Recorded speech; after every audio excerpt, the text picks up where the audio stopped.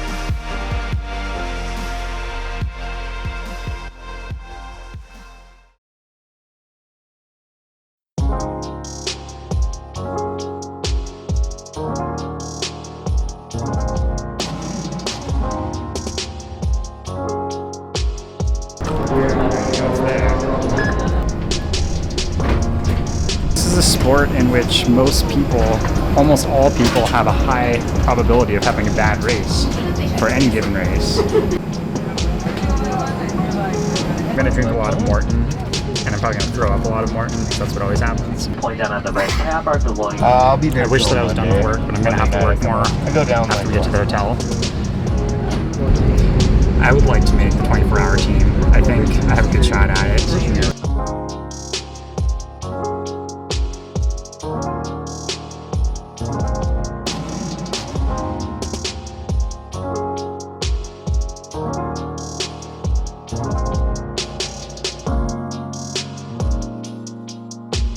Gotten sunburned in December before, and since this is Desert Solstice, it's almost the solstice, which is actually the hardest day of the year to get sunburned on, statistically. Second.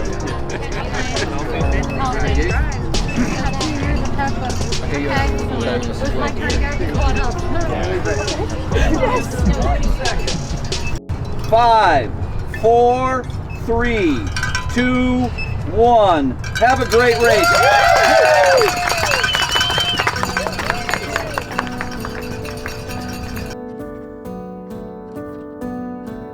Holding myself to that slower than 9-minute first mile.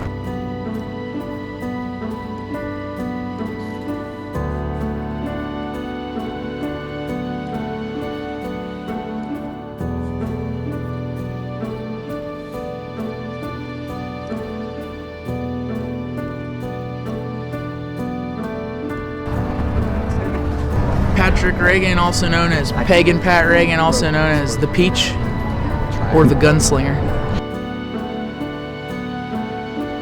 I'm gonna get this in the pole. Yep. One more. Yep. You know, at hour 18, that's your first real check. What kind of day am I actually having? And then hour 20, hour 22, those are your like make it or break it hours. Like, are you gonna start walking? Are you gonna push through those low patches? Did you give yourself the type of calories you needed all day? Or did you maybe eat the same stuff too long during the course of the day to where you became nauseous, to where you became, you're having difficulty processing those calories still?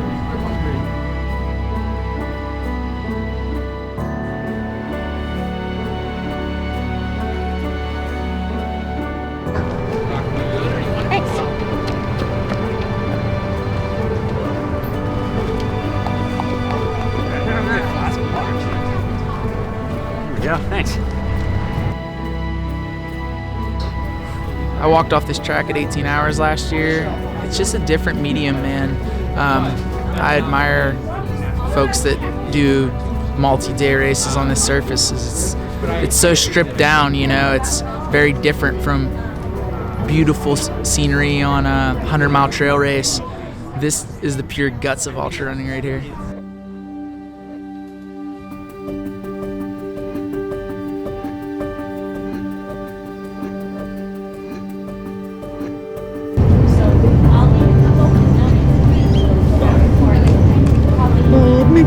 So turn it down.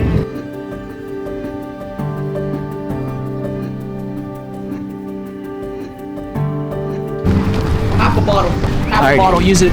Use it all.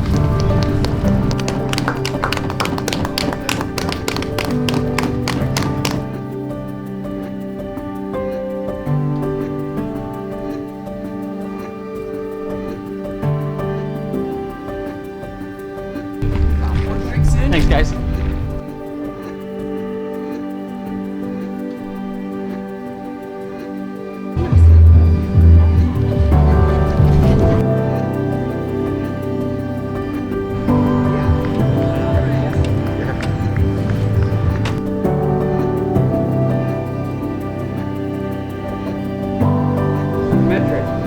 We're scientists here.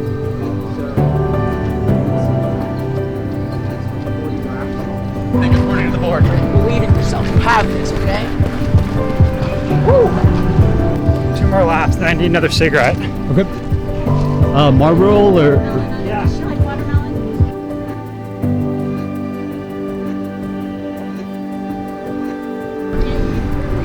You want to cool off? Yeah. Gotta try to stay a little cool. Yeah. Need some more. Starting to feel the heat for sure.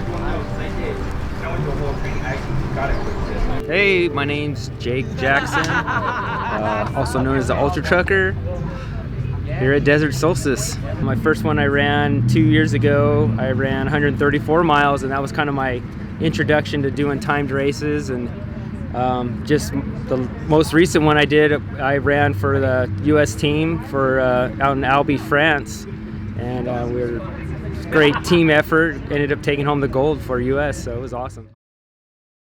165 for 24 hours. I was a second scoring member on the team, so I was really happy about that, and it was a fantastic opportunity to go out and represent our country. I think it's probably a lot more mental. You know, run on the trails, you kind of just, you can take in the scenery and, you know, find some inspiration from the sights that you're seeing, where this, you're basically staring at a white line down on the ground and going around in circles. So it's definitely a lot more mental, I would say.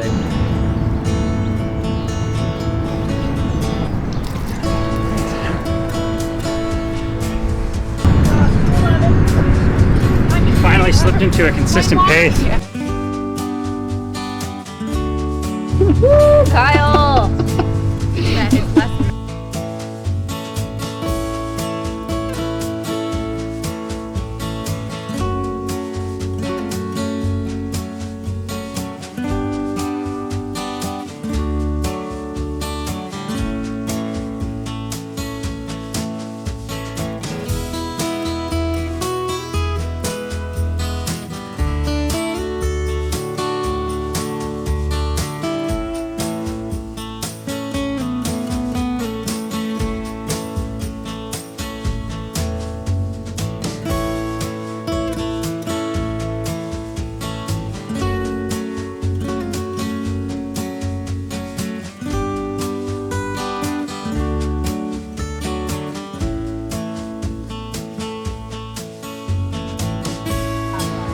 Zach Bitter. I have the 100-mile world record of 11 hours, 19 minutes, and 13 seconds, and the 12-hour world record of 104.88 miles. About as good as you get here. Like, I remember, I've been at Desert Solstice enough now, I've kind of seen a little bit of variety, although I haven't seen a rainy year yet.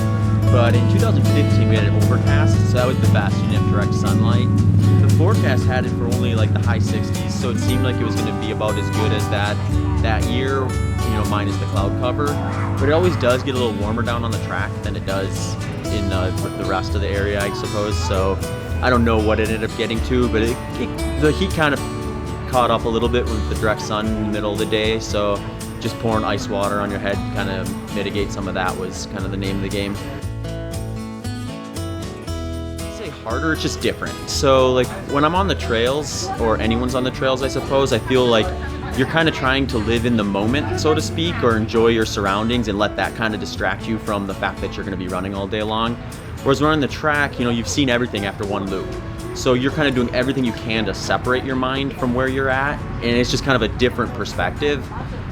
So yeah, that mental side is just almost the opposite of being on the trails. You got to kind of learn that and learn like what is going to kind of keep you focused. And it can also be information overload. You're not just getting like an aid station split. You could get a split every 400 meters if you want. So you can fatigue yourself mentally if you're watching that stuff the whole time. So you got to be careful about kind of what your frequency is and checking for updates and stuff like that as well. And there's the physical mechanical difference of just running the exact same stuff all day versus going up and down and sideways like you're going to get on a more trail type course.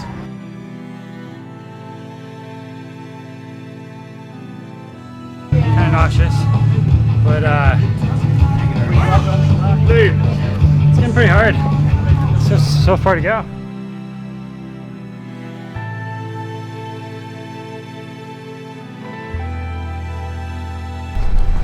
Just all weak and achy and like I have a fever.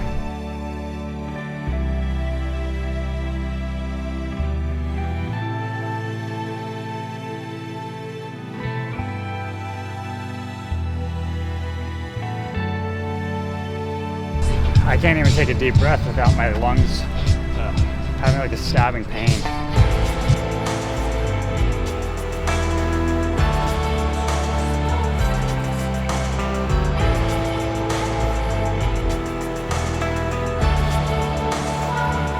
I feel like I'm freezing, but it feels like a feverish chill.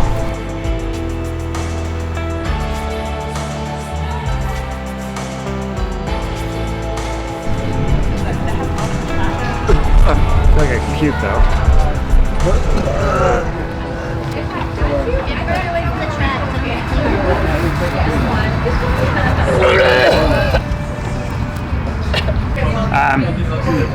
I think it'll be a while before it settles, but I'll keep trying. Yeah, just keep moving. And keep sipping water. So it's hard to know how much of it is just the fact that I already covered almost 70 miles. How much of it is whiplash symptoms, how much of it is being sick. Yeah. But I know that I've never had this happen in any of my races before. And I was in pretty good shape for this. I have three long sleeve layers on and a t-shirt, and I still feel cold. That's kind of weird.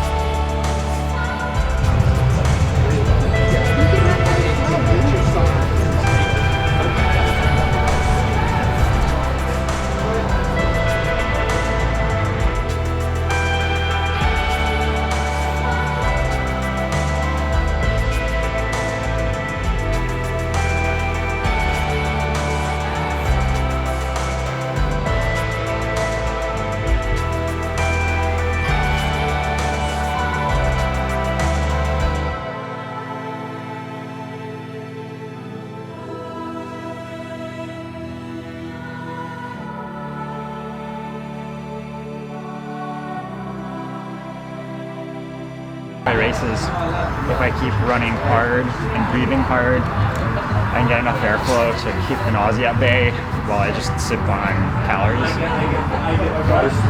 But otherwise, once I hit this point, there's kind of no turning back. It's just power through the finish of the race. Sipping back sounds good. I feel dazed and like dizzy.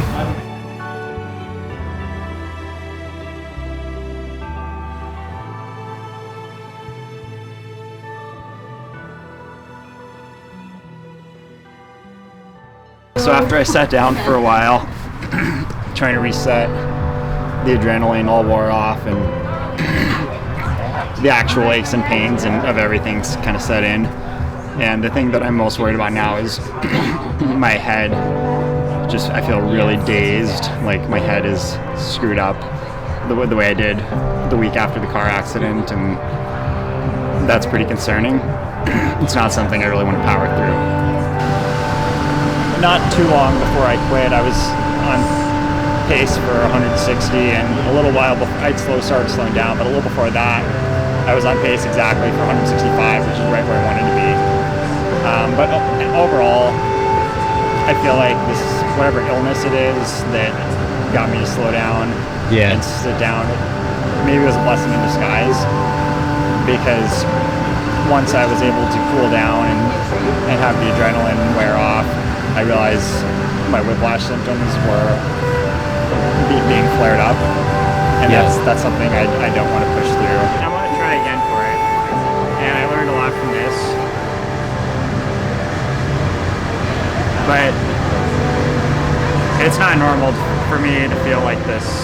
There are a lot of things I'm feeling that are off, and I do a lot of races, and I haven't had these issues before. Well, things went downhill fast, but the risk of failure is part of what makes this sport so exciting. I love ultra running, including the failures, and I can't wait to get myself recovered and back in shape so that I can try this again.